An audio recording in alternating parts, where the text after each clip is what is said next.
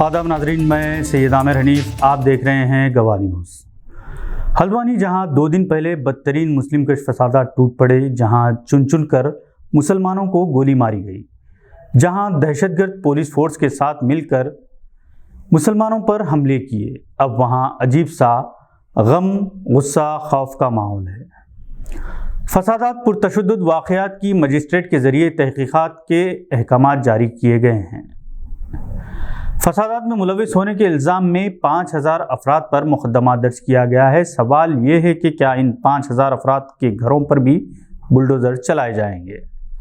उत्तराखंड के chief minister, जिन्होंने मुल्क में सबसे पहले एक सा सिविल कोड नाफिज किया, हालात पर काबू पाने के नाम पर देखते ही गोली मार देने का हुक्म दे दिया था और पुलिस ने गोली चलाई तो किसी के चेहरे पर नहीं, किसी के सीने पर, किसी के पीठ पर।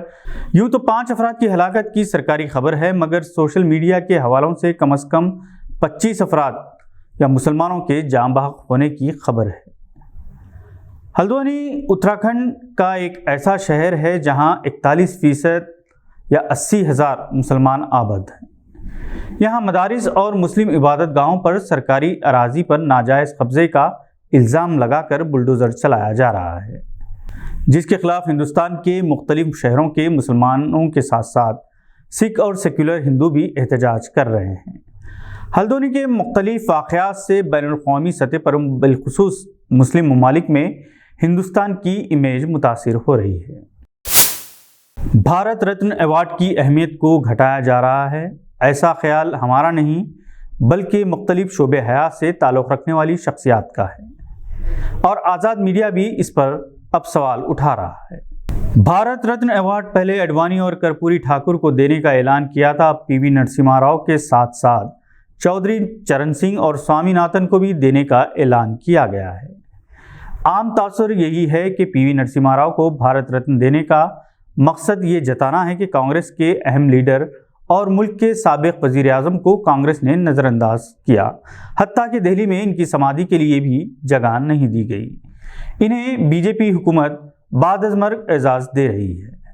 तेलंगाना के अवाम की नज़रों में कांग्रेस की अहमियत घटाने की कोशिश हो रही है। पीवी नरसिम्हा राव कांग्रेस के वज़ीर आज़म थे, मगर 6 दिसंबर 1992 को इस वक्त तक सोते रहे जब तक कार सेवकों ने बाबरी मस्जिद को पूरी तरह से शहीद नहीं कर दिया। खुद बीजेपी के कई कायदीन इन्हें अपना वज़ीर आज़म समझते हैं, क्योंकि इनकी गफलत की नींद ने राम मंदिर की तामीर तक के तमाम मरहलों को आसान कर दिया था। चौधरी चरण सिंह हिंदुस्तान की तारीख के पहले किसान वज़ीर आज़म थे, जो बहुत कम वक्त के लिए वज़ीर आज़म की कुर्सी पर विराजमान थे। इन्हें भारत रत्न देने का एक मकसद इनके पोते जयंत चौधरी को अपोजिशन इत्तेहाद से निकालकर एनडीए में शामिल करना था, और हुआ भी ऐसा ही। जयंत चौधरी ने दादा चौधरी चरण सिंह को भारत रत्न के ऐलान पर कहा कि वज़ीर आज़म ने दिल जीत लिया। स्वामीनाथन ज़राई साइंसदान हैं, जिन्होंने खुराक के मामले में हिंदुस्तान को खुद कफील बनाया। इन्होंने किसानों के मुआवजे से मुताल्लिक़ हुकूमत को सिफारिशात पेश की थी, जिसे हुकूमत ने मुस्तरद कर दिया। इन्हें भारत रत्न देने का असल मकसद किसान तबके की तायद हासिल करना है। अगरचे के अक्सरियत की जानिब से खैर मुकदम किया जा रहा है, मगर बहुत सारे गोशों से दबे लफ्ज़ों में कहा जा रहा है कि भारत रत्न 5 शख्सियात को पेश करने का मकसद इलेक्शन 2024 जीतना है। पाकिस्तान में इमरान खान की हिमायती आज़ाद उम्मीदवारों को क़तई अक्सरियत मिलने के बावजूद इस बात का इम्कान नहीं है कि फ़ौज, जिसने इमरान खान को गैर जमहूरी तरीके से इक़्तिदार से बेदखल किया था, दोबारा इक़्तिदार की कुर्सी पर बैठने देगी। बड़े पैमाने पर धांधलियों के बाद इस बात का इम्कान है कि नवाज शरीफ और बिलावल भुट्टो मिलकर मखलूक हुकूमत तश्कील देंगे। इसी दौरान इमरान खान को कई मुक़दमात में ज़मानत मंजूर कर दी गई है और इन्हें रिहा कर देने के अहकामात जारी कर दिए गए हैं। इमरान खान के जेल से बाहर आने के बाद हालात क्या करवट लेते हैं, ये वक्त ही बताएगा। वैसे इमरान खान ने मकबूलियत के तमाम रिकॉर्ड तोड़ दिए हैं और इसके बरखिलाफ नवाज शरीफ इतने ही बदनाम हो चुके हैं और पाकिस्तानी अवाम की नज़रों से गिर गए हैं।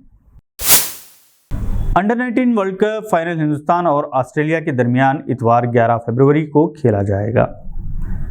ہندوستان موجودہ چیمپئن ہے اور اب تک اس نے 5 مرتبہ انڈر 19 چیمپئن شپ جیتی ہے، جبکہ آسٹریلیا کو 4 مرتبہ چیمپئن رہنے کا اعزاز حاصل ہے۔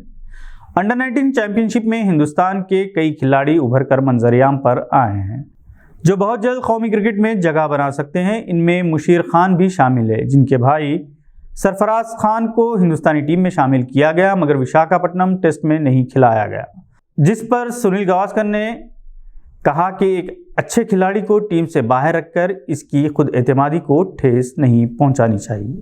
آج کے لیے بس اتنا ہی، مزید معلومات کے لیے پھر سے حاضر ہوں گے۔ اگر آپ ہمارے چینل پر نئے ہیں تو سبسکرائب کرتے ہوئے بیل آئیکن دبانا نہ بھولیں۔ شکریہ۔